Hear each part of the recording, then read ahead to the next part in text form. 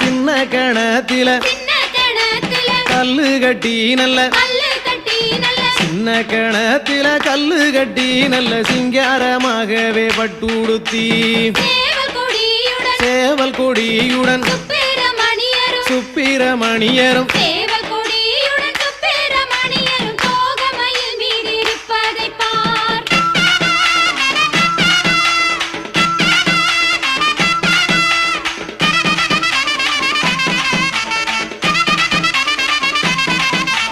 வெள்ளிக்கிழமையில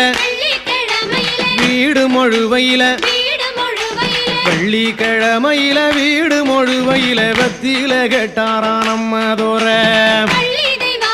வள்ளி தெய்வானைய இடது போறான் வச்சு